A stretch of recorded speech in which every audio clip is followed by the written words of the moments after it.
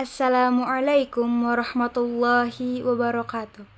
Alhamdulillahirabbil alamin wal akibatu lil muttaqin fala udwani ilad dhalimin. Wassalatu wassalamu ala asrafil anbiya'i wal mursalin nabiyina wa habibina Muhammadin arsalahullahu rahmatan lil alamin wa ala azwajihi at-tahirati ummahatil mu'minin wa ala alihi at-tayyibina wa ashabihil gurril mayamin wa man tabi'ahullahu bi ihsani ila yaumiddin. Amma ba'du. Jalan-jalan ke ibu kota, pulang kampung naik kereta. Ilmu itu bagaikan pelita menerangi alam semesta. Hadirin yang berbahagia, apakah sebelumnya sudah mengetahui jika ilmu yang bermanfaat akan menerangi kegelapan? Mari kita simak penjelasannya. Oke, mari kita simak penjelasan mengapa ilmu yang bermanfaat akan mengusir kegelapan. Ilmu yang benar ialah ilmu yang menjadikan orang yang mempelajari ilmu tersebut bermanfaat, baik bagi dirinya maupun bagi lingkungannya. Ilmu sebagai alat untuk menilai mana yang baik dan buruk, mana yang benar dan salah, dan mana yang halal dan haram. Ilmu juga sebagai cahaya memiliki filosofi bahwasanya ilmu akan menerangi dan menyinari, sehingga menjadi terang benderang. Maka ketika cahaya itu datang, cahaya tersebut akan mengusir kegelapan. Itulah makna mengenai ilmu pengetahuan bagaikan cahaya dan kegelapan adalah kebodohan. Tatkala kegelapan itu menggelayuti di setiap sisi kehidupan manusia, maka segala sesuatunya menjadi tidak dapat terlihat. Rasulullah Shallallahu Alaihi Wasallam bersabda, ketahuilah bahwasanya ilmu adalah cahaya atau nur. Sifat cahaya yang paling utama adalah memberi penerang, mengusir kegelapan juga menjadi salah satu tujuan munculnya cahaya.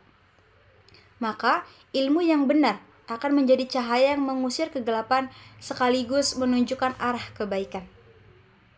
Hadirin yang mulia, sebelum kita mempelajari atau menuntut ilmu, Imam Al-Ghazali mengarahkan agar para pelajar membersihkan jiwanya dari akhlak tercela.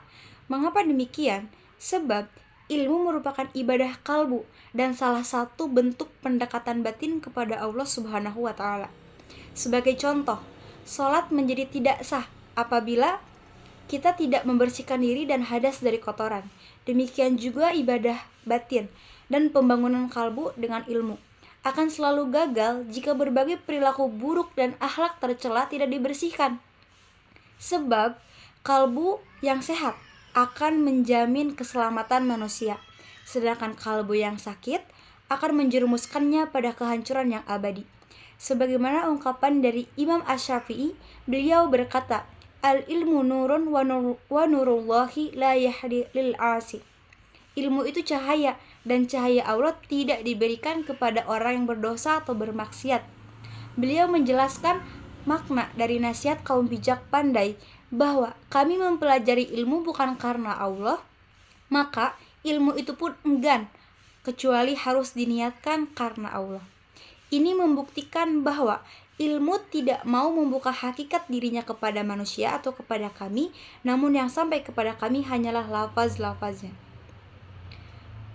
Ringkasnya, Imam Al-Ghazali menekankan bahwa ilmu saja tanpa amal adalah junun atau gila, dan amal saja tanpa ilmu adalah takabur atau sombong.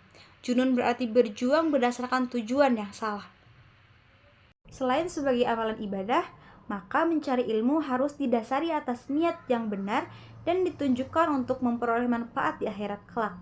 Sebab niat yang salah akan menyeret ke dalam neraka.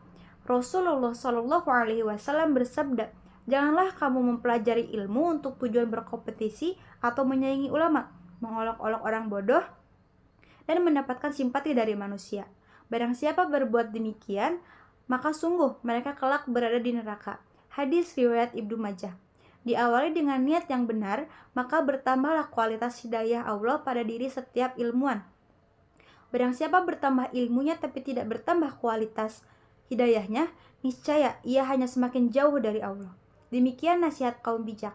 Maka saat ditanya tentang fenomena kaum intelektual dan fuqaha yang berakhlak buruk, Imam Al-Ghazali berkata, jika Anda mengenal tingkatan ilmu dan mengetahui hakikat daripada ilmu, niscaya Anda akan paham bahwa yang sebenarnya menyebabkan ulama menyibukkan diri dengan ilmu itu bukan semata-mata karena mereka butuh ilmu, tetapi karena membutuhkannya sebagai sarana untuk mendekatkan diri kepada Allah Subhanahu wa taala. Selanjutnya, Allah berfirman dalam Quran surat Al-Mujadilah ayat 11, A'udzubillahi minasyaitonirrajim. Bismillahirrahmanirrahim. Yarfa'illahu allazina amanu minkum wallazina utul ilma darajati wallahu bima ta'maluna khabir. Yang artinya, Allah akan mengangkat derajat orang-orang yang beriman dan berilmu di antaramu beberapa derajat, dan Allah Maha teliti terhadap apa yang kamu kerjakan. Quran surat Al-Mujadilah ayat 11. Oleh karena itu, sebagaimana kita tahu bahwa menuntut ilmu memiliki kedudukan yang penting, maka menuntut ilmu adalah ibadah. Memahaminya adalah wujud takut kepada Allah, mengkajinya adalah jihad, mengajarkannya adalah sedekah, dan mengingatnya adalah tasbih. Maka, kesimpulan yang dapat kita tarik yakni dengan ilmu, manusia akan mengenal Allah dan menyembahnya. Dengan ilmu, mereka akan bertauhid dan memujanya. Dengan ilmu, Allah meninggikan derajat segolongan manusia atas yang lainnya dan menjadikan mereka pelopor dari peradaban. Barang siapa menginginkan kebahagiaan dunia, maka tuntutlah ilmu. Dan barang siapa menginginkan kebahagiaan akhirat, tuntutlah ilmu. Dan barang siapa yang menginginkan keduanya, tuntutlah ilmu pengetahuan. Hadirin yang mulia, ilmu tidak hanya dibiarkan begitu saja, melainkan harus diamalkan dalam kehidupan kita sehari-hari. Dalam Islam falsafah, ilmu terbagi menjadi 3 bagian, yakni yang pertama, mempelajarinya. Hukumnya adalah fardu bagi setiap muslim, dan yang kedua adalah mengamalkannya. Juga harus dilakukan karena ilmu yang tidak diamalkan ialah ibarat pohon yang tanpa buah. Ilmu yang sudah dipelajari akan sia-sia dan tidak ada gunanya. Dan yang ketiga, mengajarkannya. Setelah mengamalkan, disempurnakan dengan mengajarkan ilmu kepada orang lain. Tujuannya agar dapat membedakan yang benar dan salah dalam kehidupan, karena ilmu hakikatnya adalah kebenaran. Dari berpuluh-puluh atau bahkan beratus-ratus kata yang sudah saya sampaikan tadi, sebagai seorang manusia, tentu saya tidak pernah bisa luput dari kesalahan. Maka dari itu, jika ada tutur kata yang kurang berkenan, saya harap bisa diberikan ruang maaf untuk itu. Semoga apa yang telah saya sampaikan bisa menjadi renungan bersama dan memberikan manfaat dalam kehidupan kita semua. Saya ucapkan terima kasih atas segala perhatiannya. Permen mentos tahu tempe atas capek. Unzur makola walatang zur mangkola.